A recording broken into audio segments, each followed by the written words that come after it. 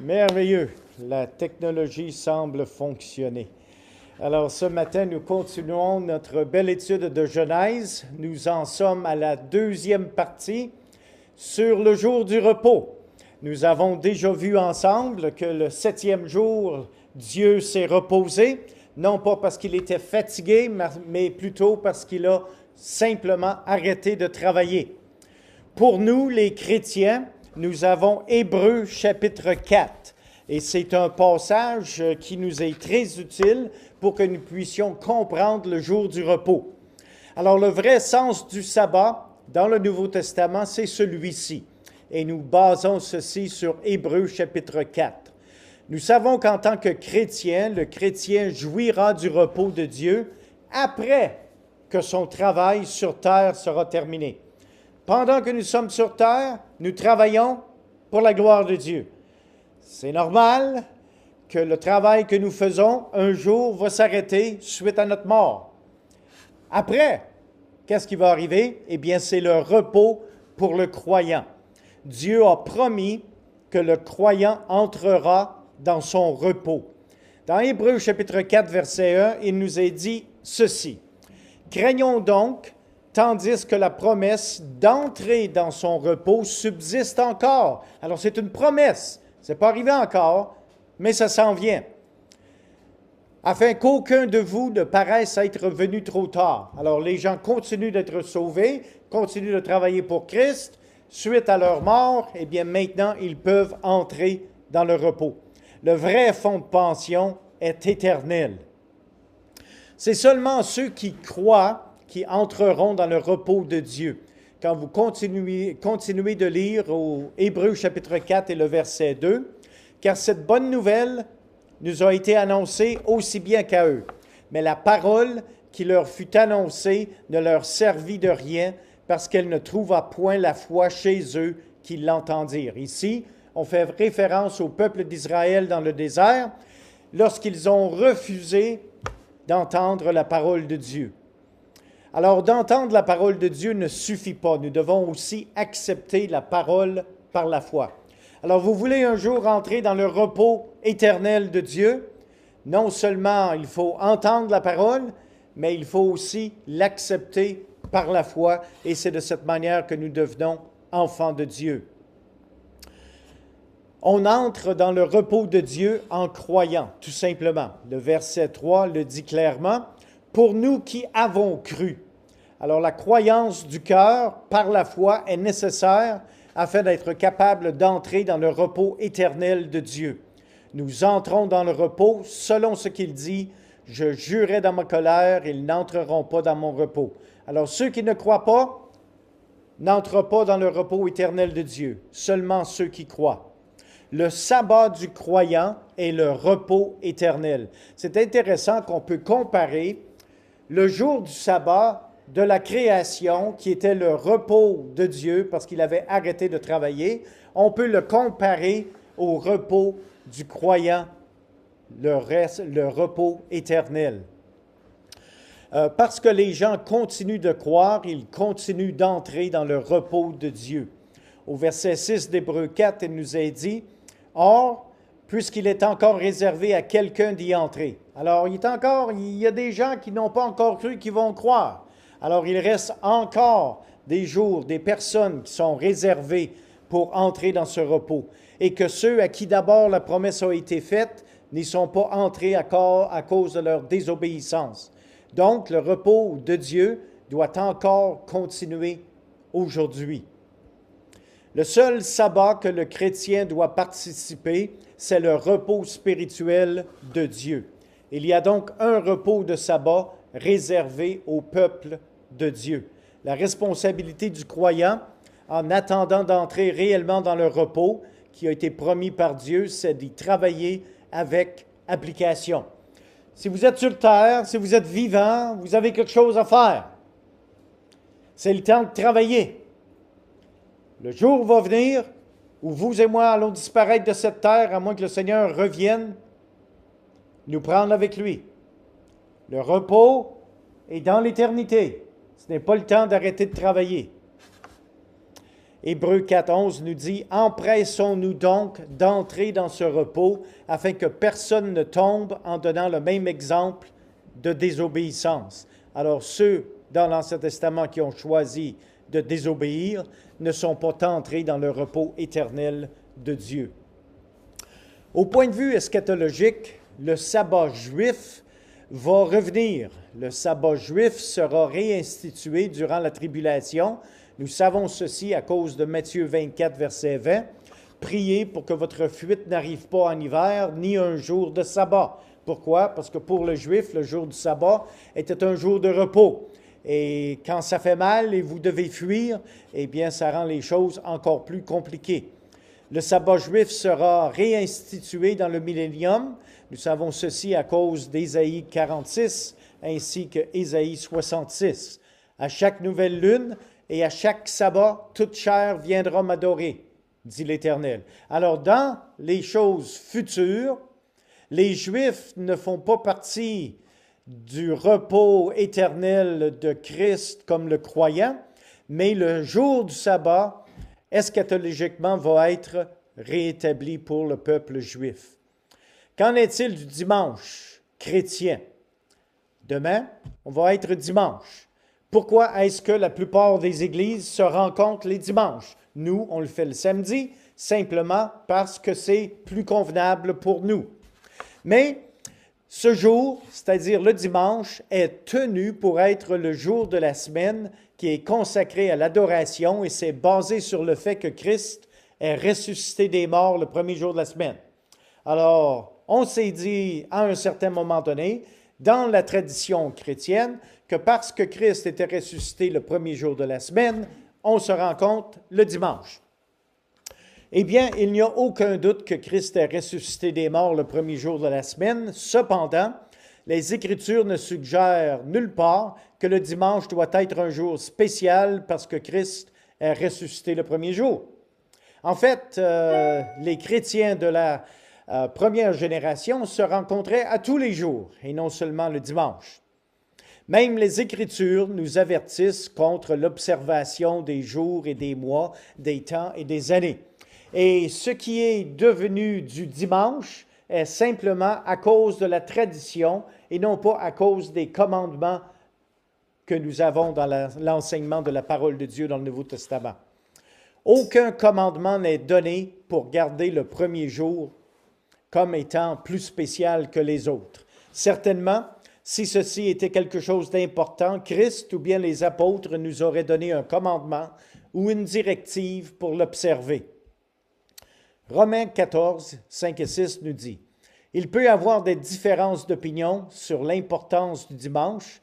Cependant, ce qui est important, c'est que chacun soit pleinement persuadé dans son cœur. » Romains 14, 5 et 6 nous dit « Tout ce qui n'est pas le produit d'une conviction est péché. » Alors, c'est important pour nous que nos convictions soient basées sur les Écritures parce qu'on ne veut pas opérer dans un esprit de doute. Il y a eu des événements spéciaux qui se sont déroulés le premier jour de la semaine.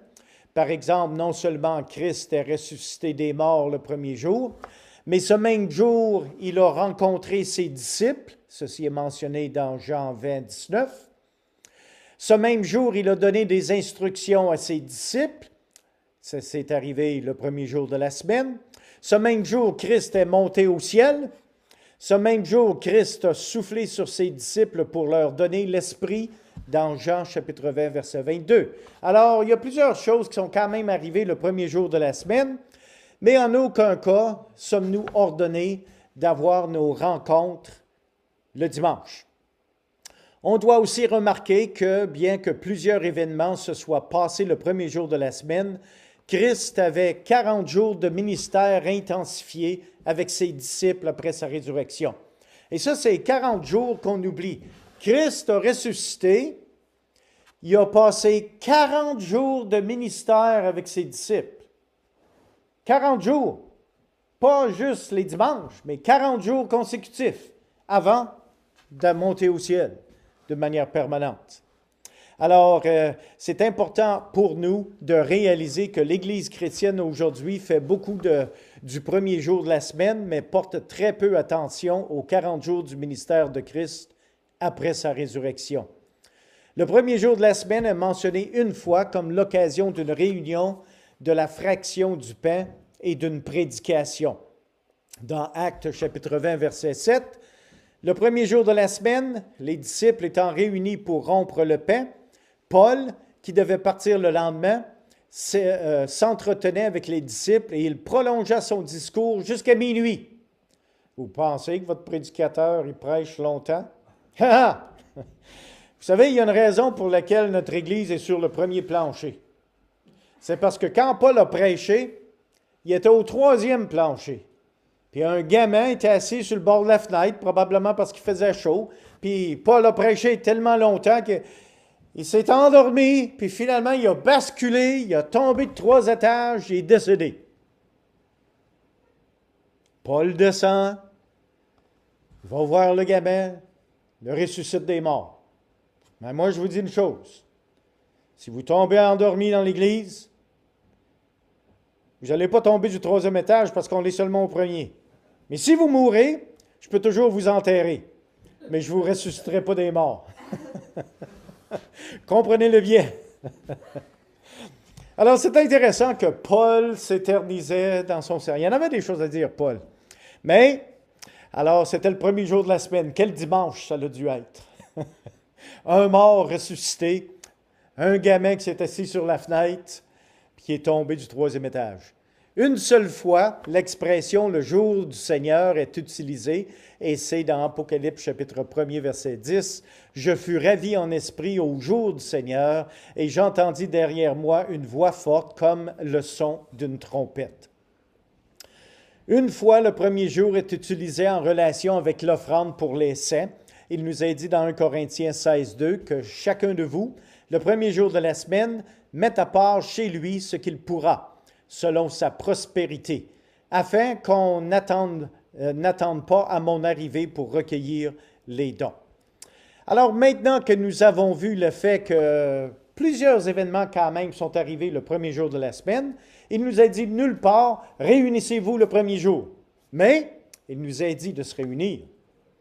Alors, il nous faut comprendre qu'il y a une loi, c'est la loi du, comment on dit ça, de Lord's Day Act of Canada. La loi sur le jour du Seigneur a été adoptée en vertu du pouvoir en matière de droit criminel, en vertu du paragraphe 91-27 de la loi constitutionnelle de 1867.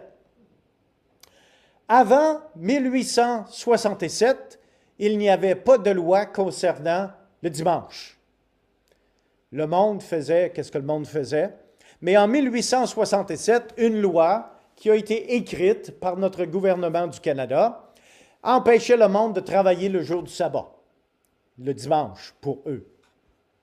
Et cette loi a imposé l'exercice du devoir religieux au moyen d'interdictions et de sanctions et vise donc le maintien de l'ordre public et la sauvegarde de la moralité publique. Alors ça, c'était depuis 1867 à presque aujourd'hui. Entre les années 1980 et 1998, la loi au Canada a changé concernant travailler le dimanche. Toutes les provinces, entre 80 et 98, les provinces canadiennes, ont adopté une loi qui, d'une certaine façon, assouplissait les restrictions sur les achats du dimanche. La présente étude exploite la variation des dates de déréglementation entre les provinces pour déterminer comment les employeurs du commerce de détail ajustent l'emploi et les heures de travail lorsqu'ils décident d'ouvrir le dimanche. Alors, comprenons ceci. Personne est né avant 1867. Du moins, je ne le crois pas. Ce qui veut dire que nous avons tous été nés dans un contexte d'une loi fédérale interdisant de travailler le dimanche jusqu'à les années 80 à 98. Et là, la loi a été changée à ce sujet. Mais c'est important pour nous de comprendre que les dimanches, traditionnellement, ont été adoptés par plusieurs églises comme étant la journée pour adorer. Mais il nous faut comprendre que ceci ne vient pas des Écritures, mais ça vient de notre tradition canadienne. Ça existe ailleurs dans le monde aussi, mais c'est la loi qui a déjà existé au Canada. Nous devons comprendre que la loi qui gouverne le jour du Seigneur, tout en ayant des buts bien intentionnés, n'est certainement pas basée sur les Écritures. Les forces derrière l'acte parlementaire étaient largement écuméniques. Alors, ce sont des groupes religieux qui se sont mis ensemble pour mettre une pression sur le gouvernement en 1867 pour avoir une loi interdisant de travailler le dimanche. Ce que les églises voulaient que l'acte législatif accomplisse et ce que cette loi est devenue à la fin sont deux choses différentes. L'acte législatif impose les demandes du sabbat juif sur le dimanche. Alors ça, c'est important pour nous de comprendre. Les Juifs ne pouvaient pas travailler le samedi. Alors, quand la loi est arrivée en place en 1867, on a pris les éléments du sabbat juif pour les imposer sur le premier jour de la semaine, le dimanche. Et on a dit, on ne peut pas travailler le dimanche. Alors, vous comprenez maintenant comment la loi qui a été instituée au Canada est devenue une loi basée sur les principes du sabbat juif, mais non pas basée sur les directives bibliques. L'acte législatif impose les demandes du sabbat juif sur le dimanche. Également, l'acte législatif est basé sur ce que les politiciens du temps pensaient être le plus grand bien pour le plus grand nombre de gens, plutôt que de pourvoir une base biblique pour la loi. En effet, les inférences bibliques dans la loi ont affaire avec le légalisme du sabbat juif plutôt qu'avec le premier jour de la semaine, qui est le dimanche. C'est important pour nous de comprendre ceci. Cependant, en dépit de tout cela, l'acte législatif sur le jour du Seigneur est une loi qui a été modifiée.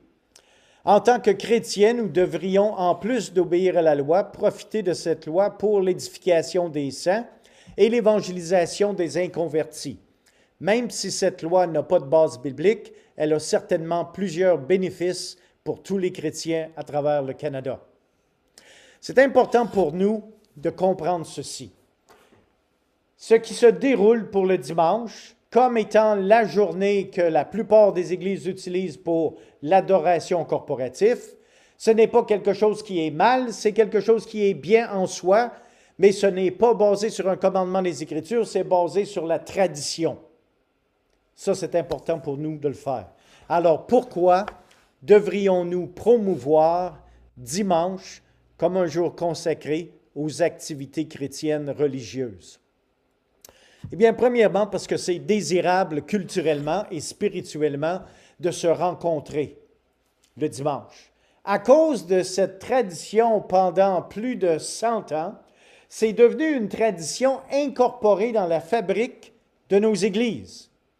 Et par exemple, on a la fête de Noël, la même chose, la fête de Pâques, la même chose. On a la Saint-Jean-Baptiste, on a la fête du travail. Plusieurs de ces choses culturelles sont maintenant incorporées dans la fabrique canadienne. C'est à nous d'être sages et d'utiliser les événements culturels de notre société pour contribuer à l'enseignement, à l'édification, à l'évangélisation de notre communauté. C'est exactement ce que les disciples ont fait. Nous avons mentionné, lorsque nous avons parlé du sabbat juif, que dans la situation des Juifs, pendant une période de 400 ans, entre l'Ancien et le Nouveau Testament, c'est là qu'ils ont commencé à former des synagogues.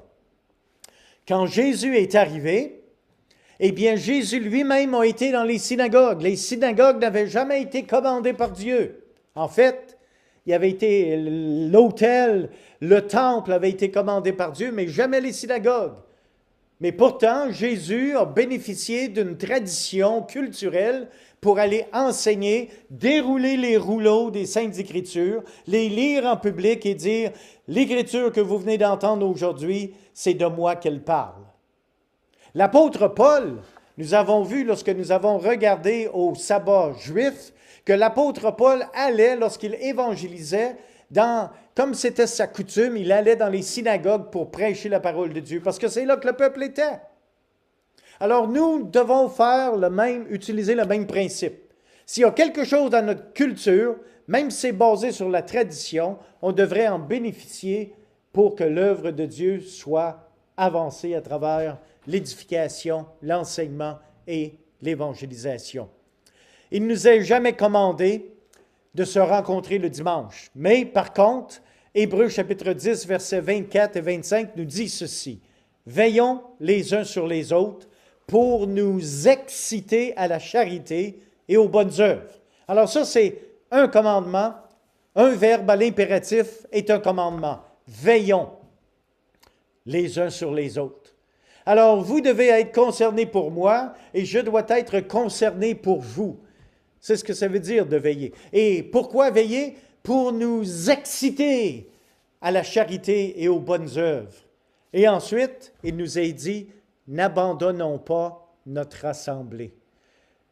Alors, il ne nous est jamais commandé de se rencontrer les dimanches, mais ça fait culturellement du sens, parce que c'est dans la fabrique culturelle. Mais il nous a certainement été commandé de se rassembler. N'abandonnons pas notre assemblée comme c'est la coutume de quelqu'un. Mais exhortons-nous réciproquement, et cela d'autant plus que vous voyez s'approcher le jour.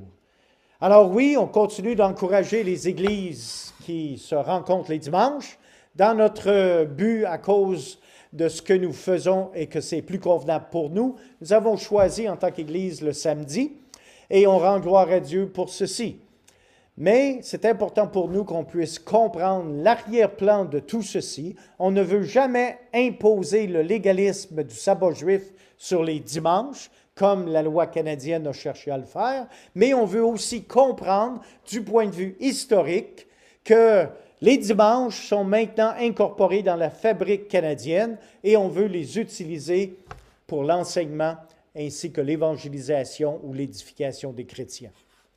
Alors que le Seigneur vous bénisse lorsque vous allez avoir l'occasion de reviser les notes et que le Seigneur vous dirige dans vos convictions en ce qui concerne le sabbat juif ainsi que le dimanche chrétien. La prochaine fois, nous allons continuer notre étude de Genèse et nous allons voir les différents arbres de Genèse, l'arbre de vie, l'arbre de la connaissance du bien et du mal, ainsi que Christ qui a été pendu au bois. Alors, au plaisir de se revoir la prochaine fois et que le Seigneur vous bénisse grandement.